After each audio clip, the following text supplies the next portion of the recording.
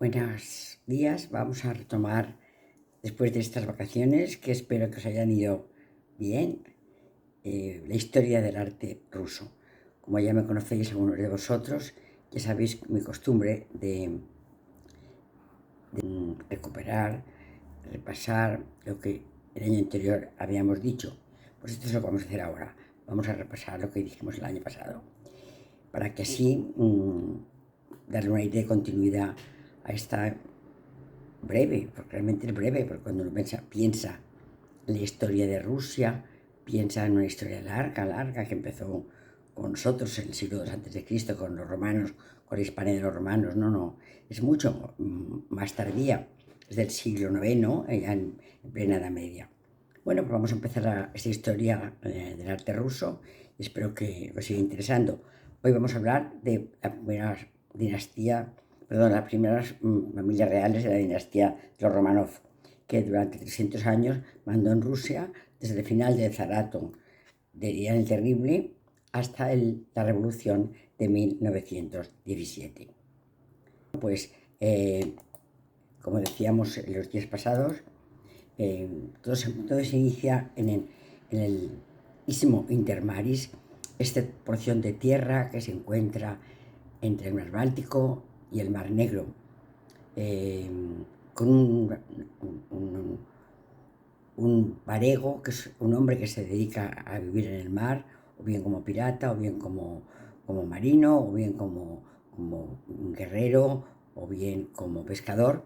Bueno, pues estos hombres que viven en el mar, un grupo de ellos, dirigidos por Rurik, empiezan a conquistar algunas tierras del norte de Finlandia, del sur del mar Báltico. Y empieza ahí lo que se llama pues, la Rus de Kiev, que tendrá una extensión máxima que ocupará todo lo que se llama el Istmo Intermaris, que va desde el mar Báltico al mar Negro. Este istmo, que es el que podría definir, en el caso de que lo aceptáramos, a Europa como una península del gran continente asiático. Bueno, pues este Rus de Kiev se inicia con Rurik de Kiev como primer rey, y luego lo van a seguir 6 reyes más. Quizá el más importante será Vladimir, que será el quinto rey. ¿Por qué? Porque Vladimir va a cristianizar la Rus de Kiev. Tenían una religión politeísta, y él manda una embajada a todos los pueblos de alrededor, todas las religiones monoteístas, hinduismo, fundamentalmente a los árabes y a los cristianos. Cuando la embajada que él ha mandado regresa a sus tierras, concluyen que lo mejor, lo más bonito, lo más bello, lo más auténtico es el cristianismo, porque han quedado enamorados de Santa Sofía de Constantinopla. Bueno, pues entonces se cristianiza todo la Rus de Kiev. Este periodo de unión duró hasta 1054, un siglo y medio aproximadamente, que se empiezan a aparecer luchas internas. Los distintos principados, repúblicas, ducados se rompen. Y entonces aparece un pastiz de pequeños estados, cuyos principales representantes van a ser 3. La República de Norogov al norte, el Principado de Vladimir al este y el Principado de Galicia al sur. Estos van a ser los 3 estados más importantes en los que se rompe la Rus de Kiev, y a los que nos vamos a referir con muchísima frecuencia.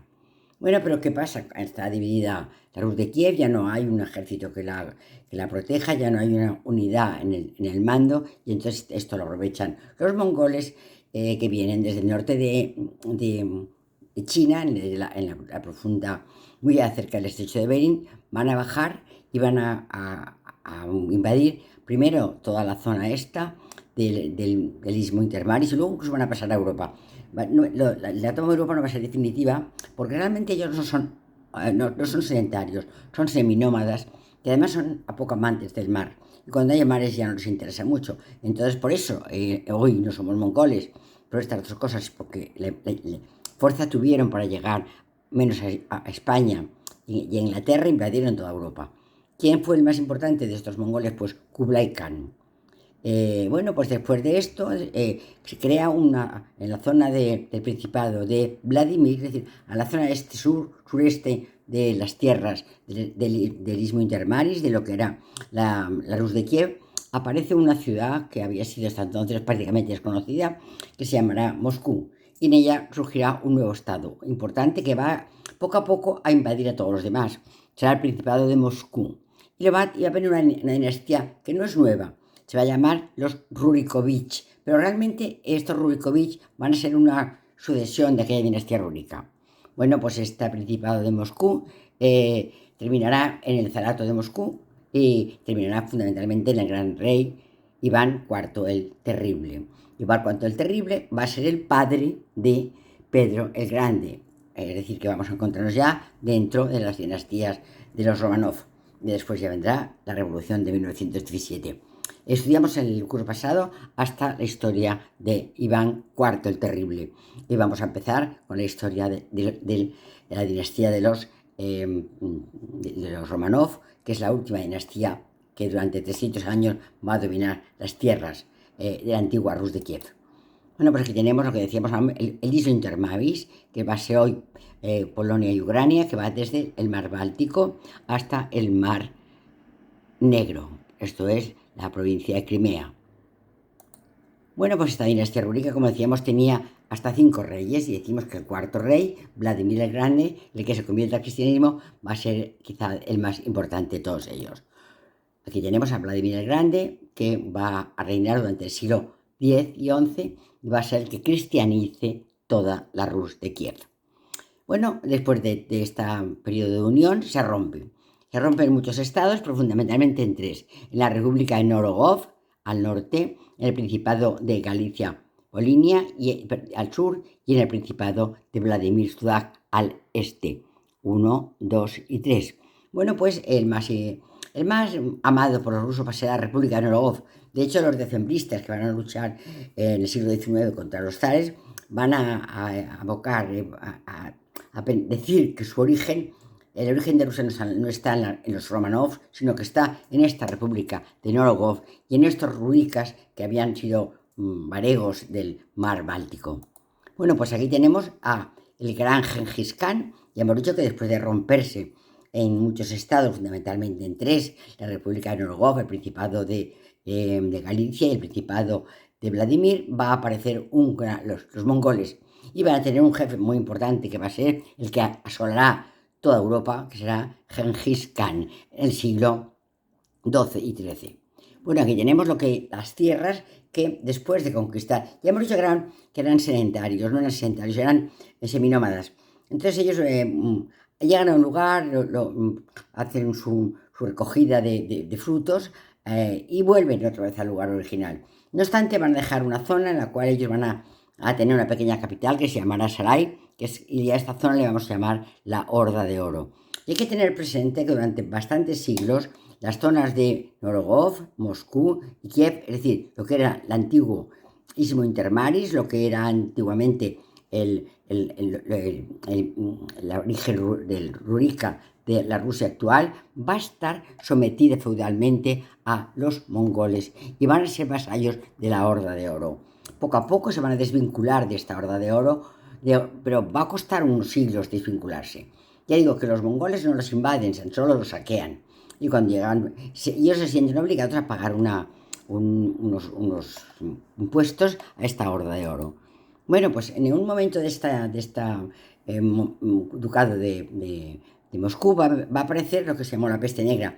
En el año 1346 algo ocurre en Europa, en el mundo, pero realmente en Europa se va a repercutir muchísimo más, que es una enfermedad contagiosa que viene de Asia, viene desde la dinastía Han, ya llega por la ruta de la seda y va a llegar a las tierras de Europa, a la península de Crimea, y desde allí se va a extender por Génova, por todas las ciudades italianas, pasará a Francia, ocupará toda Europa.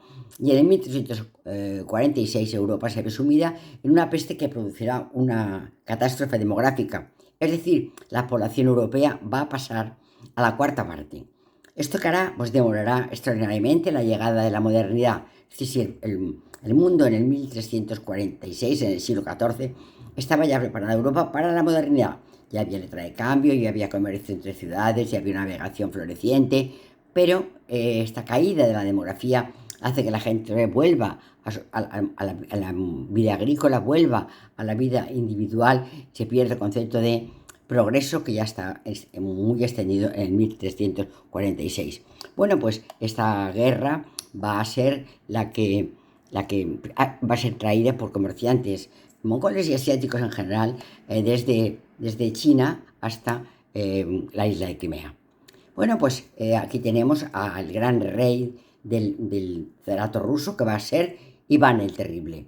Iván el Terrible, que fue un hombre de una crueldad extraordinaria, se casó 8 veces, tuvo 2 hijos, pero al medio de los hijos, al que más amaba, él mismo lo mató en un arrebato de sus ataques coléricos. Fue un hombre importante porque produjo una gran modernidad en las tierras rusas y una gran expansión territorial en lo que será la Rus de Kiev. Bueno, pues ahora ya vamos a empezar a hablar de los monarcas de la dinastía romano, porque fundamentalmente hemos de recordar que durante 300 años fue la dinastía que mandó en las tierras rusas y que además tuvo 19 monarcas.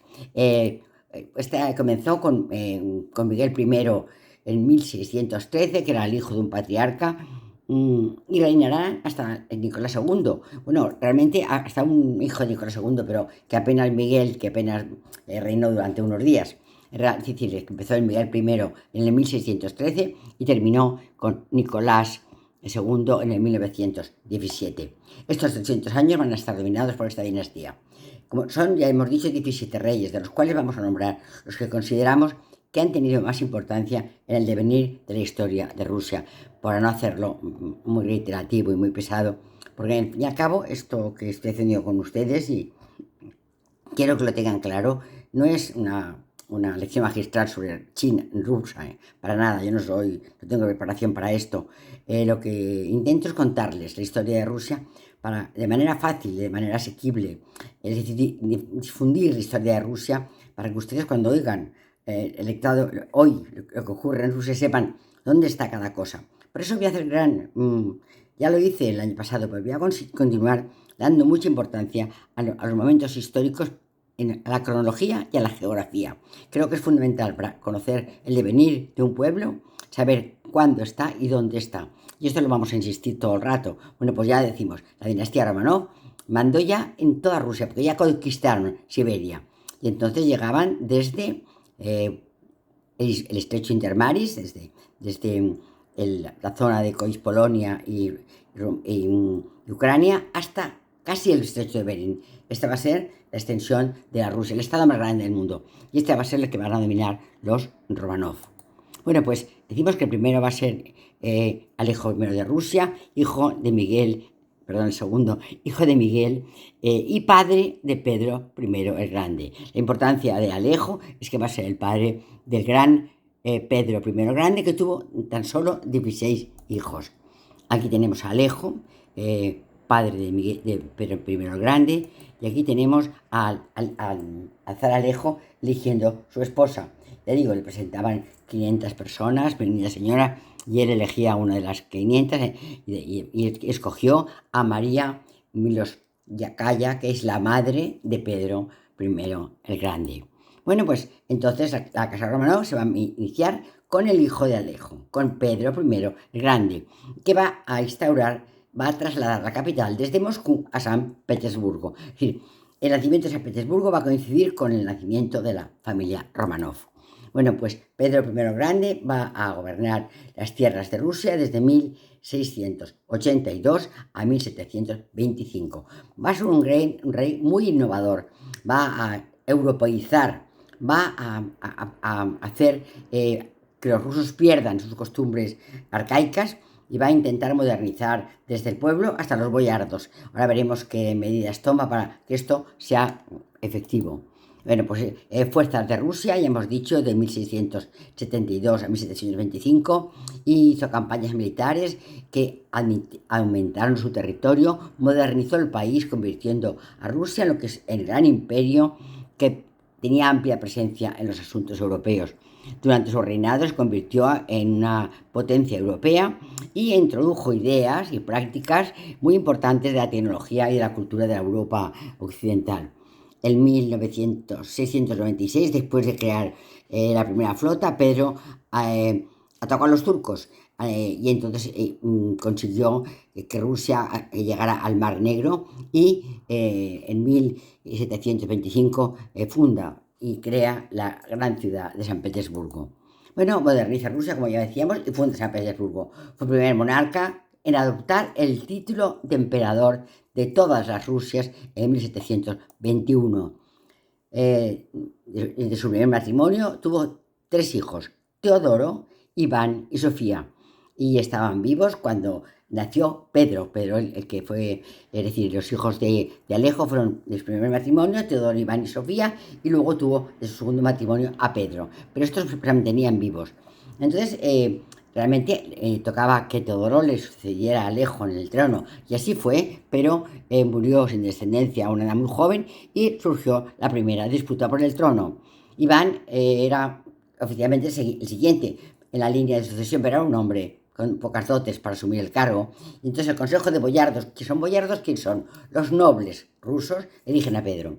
Sin embargo, su hermana no está contenta con esto, porque ya quiere también pues tener poder en la política rusa, y entonces se dio la primera rebelión de los Streltsy, que son un grupo de militar de élite muy cercano a los zares. Bueno, pues el conflicto fueron asesinados muchísimos de los partidarios de Pedro y él quedó muy tocado física y psicológicamente de esto. Entonces, Sofía, ¿qué hace? Impone que sea un mandato entre los dos hermanos. Es decir, Pedro e Iván fuesen proclamados a la vez proclamados zares. Y entonces Sofía actuará como regente. De hecho, hay una cosa muy curiosa, y que ya se verá luego también en el mundo, en China, como la hermana Sofía, hace un orificio en el sillón del trono, de manera que ella se coloca detrás y va ilustrando a su hermano sobre lo que tiene que decir, sobre qué leyes tiene que aprobar. Es decir, que realmente son dos zares, Pedro e Iván, pero aparte está el poder de la hermana Sofía, que de una manera oculta dicta las normas del Estado. Bueno, pero Pedro se cansa de esto y en 1698 ejecuta a todos los Sesky, y su hermana se queda sin su ejército privado. Aquí tenemos la ejecución de los Streltsy. Bueno, vemos que Pedro y Iván continúan juntos, continúan haciendo un mandato de dos hermanos, pero realmente Iván es un muñeco en las manos de Pedro. Pedro es el que dirige todo y es el que va a dirigir todo esto, sí. Bueno, su hermana, después de que los Streltsy fueron derrotados, fue mandada a un convento y allí murió. Este es un cuadro de Ilya Repin. Hablaremos de él con frecuencia porque Ilya Repin va a ser el gran pintor barroco de la familia de los Romanov. Entonces todos los cuadros maravillosos que vamos a encontrar de los Romanov en el mundo barroco, estamos en el barroco, van a pertenecer, muchos de ellos, a este pintor que fue pintor de cámara durante muchos años. ¿Cuáles fueron las reformas de Pedro el Grande? Pues primero crear un poder marítimo importante. Rusia siempre ha estado deseando llegar al mar por el sur, a través del mar Negro, o llegar al mar Báltico y poseer la salida por el norte. San Petersburgo es uno de los objetos, es a poner la capital muy cerca del mar. Entonces construyó una gran armada y lo primero que hace es probarla contra los otomanos. Entonces, pues los vence y captura Azov. Azov es, ahora lo vamos a ver, una pequeña península, que está en la isla de Crimea. Es decir, aquí tenemos el mar de Azov y aquí tenemos la península de Tiamán, que es una parte de la península de Crimea. Bueno, pues después de conquistar el mar de Azov y de la península de Tamán, manda una que llama una gran embajada, que consiste en mandar a gente, pero él también va, él de incógnito, vestido de personas sin poder, va a visitar a todas las monarquías europeas. Bueno, pues no tuvo mucho éxito. Y entonces, ¿qué es lo que hace? Pues como ve que la misión como rey ha fallado, hace una misión de espionaje. Y entonces se marcha a aprender sobre la cultura de estos pueblos occidentales. Ya hemos dicho que era un gran navegante. y entonces marcha a Holanda, y en Holanda entra a trabajar como trabajador a una nave de construcción de naves, y allí aprende a construir naves, que luego va a ser muy importante para su gran flota, la gran flota que él ha creado. Aquí le vemos a Pedro en una estatua en Moscú, donde aparece construyendo un pequeño barco. Es decir, que él adquiere las habilidades de un marino y de un constructor de barcos, porque entiende que así podrá luego mandarlo con más autoridad. Bueno, hay otra cosa que por ello que moderniza Rusia. La moderniza y la europeiza. ¿Para eso qué es lo que hace? Bueno, pues hay una costumbre entre los boyardos, que son los nobles rusos, llevaban unas barbas larguísimas que trenezaban, y entonces les hace pagar un impuesto o cortar la barba. Aquel que no corte su barba tendrá que pagar un impuesto. De esta manera va a hacer que este aspecto arcaico y este aspecto un poco pueblerino de la aristocracia rusa que se vaya haciendo más francés, más europeo, que es lo que él pretende. Bueno, pues se casó varias veces, pero fue quizás su tercera esposa, Catalina, la que en 1724 fue coronada emperatriz. Si bien él mantuvo el poder, todos los hijos, fue nombrada emperatriz y él mantuvo el poder, por supuesto, todos los hijos varones de Pedro habían muerto. Bueno, pues, ¿cómo vivían Catalina y Pedro? Catalina y Pedro vivían como él era un hombre de costumbres parcas, entonces vivían en una pequeña cabaña. Esta es la cabaña que aún existe, donde Pedro el Grande y Catalina vivieron durante su tiempo de casados. Ella cocinaba, él trabajaba en su pequeño despacho. Esa es la pequeña casa donde ellos habitaron durante los años de su matrimonio.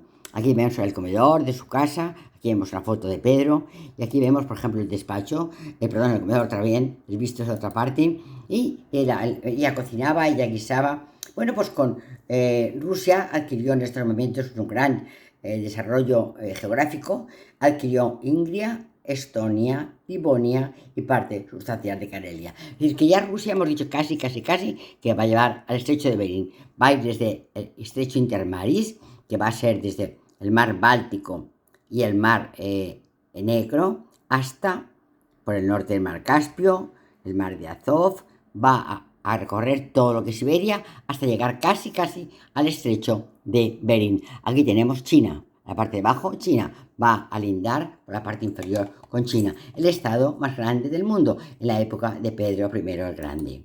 Bueno, pues también reforma la Iglesia Ortodoxa. Es fundamental reformar. El patriarca era un hombre de un gran poder que a veces se enfrentaba al poder del zar, y entonces lo que hace es sustituye el patriarca, vamos a decir, no quita el patriarca, sino sustituye el poder del patriarca por lo que él llama el Santísimo Sínodo, el cual está conformado por personas que él puede manejar. De esa manera, el patriarca pierde su autoridad y la Iglesia queda mucho más diluida en su poder. También hace una cosa muy importante. Para luchar contra los boyardos, crea lo que se llama la tabla de rangos. Y estos rangos no van a ser solamente de sangre. Van a ser de sangre, van a ser militares, van a ser de servicios a la monarquía. Es decir, que él va a establecer una serie de puntos importantes que serán los que permitirán que un hombre acceda a la gran aristocracia. Es decir, a los boyardos les va a privar de su exclusividad como aristócratas del mundo ruso. Bueno, pues, pero esto no queda así, porque hay boyardos que se van a rebelar contra esto. Y es famosa la boyarda Morozova, porque es raro que una mujer se enfrente al zar. Bueno, pues ella se enfrentó de manera violenta al zar, pero claro, la pobre fue tomada prisionera, y aquí la vemos con la dignidad que tuvo siempre y con la fuerza que esta mujer demostró, como es sometida por la fuerza al imperio de Pedro. Bueno, pues Pedro muere el 28 de enero de 1725 por una infección urinaria.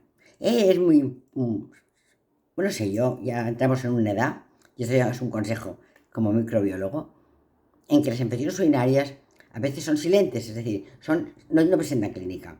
La clínica normal no aparece. Entonces el enfermo tiene accesos febriles. Un poco no sabemos de dónde vienen. Bueno, pues hay que pensar siempre que pueden ser causados por una infección urinaria. Y esta infección urinaria, si no se trata con un antibiótico adecuado, puede devenir en sepsis. En aquel momento no se hacían antibiogramas, pero yo les invito que cuando tengan cuadro febril, recojan orina y hagan un antibiograma. Es importante esto para preservar la salud y no morir de una sepsis como le ocurrió al pobre Pedro el Grande. Bueno, él está enterrado en la Catedral de San Pedro y San Pablo en San Petersburgo, la ciudad que él ha creado. Hablaremos de San Petersburgo cuando hablemos del arte ruso. Bueno, pues, ¿quién le hereda? Su esposa, no, que no tiene hijos, le hereda a su hija Catalina I de Rusia. Catalina reinó muy poco tiempo, solamente durante 2 años, porque también murió pronto, murió a los 2 años de la muerte de Pedro. Aquí tenemos a Catalina I de Rusia, que no hay que confundirla con Catalina la Grande. Catalina la Grande vendrá después. Era una campesina polaca, aquella que vivía en la casita pequeña con el rey. Tuvieron 12 hijos, pero tan solo 2 de ellos, que además eran chicas, Ana e Isabel, llegaron a la edad adulta, es decir, que no tuvieron hijos más hombres que pudieran heredarles. Ya estaban en San Petersburgo como capital, porque Pedro antes de morir ya lo había trasladado en 1703, y durante su reinado lo que hizo fue continuar la obra de su esposo, aunque fue una mujer muy amante de las letras y de la cultura. Apoyó muchísimo la Academia de las Ciencias de San Petersburgo y construyó grandes puentes en San Petersburgo, además de crear una gran afición al estudio y modificar los planes de estudio y tener una gran interés porque la cultura se difundiera en las tierras de Rusia. Murió 2 años después de Pedro, como ya hemos dicho, a los 43 años, esta vez de tuberculosis, que era endémica en toda Rusia, y fue enterrada junto a él en la fortaleza de San Pedro y San Pablo. Hemos dicho que Catalina había dejado 2 hijas. La hija mayor, Isabel, fue la que le heredó en el trono. Reinó desde 1741 a 1726. Era una chica muy lista y era la que quedó junto a Ana, de los 12 hijos que tuvo Pedro y Catalina.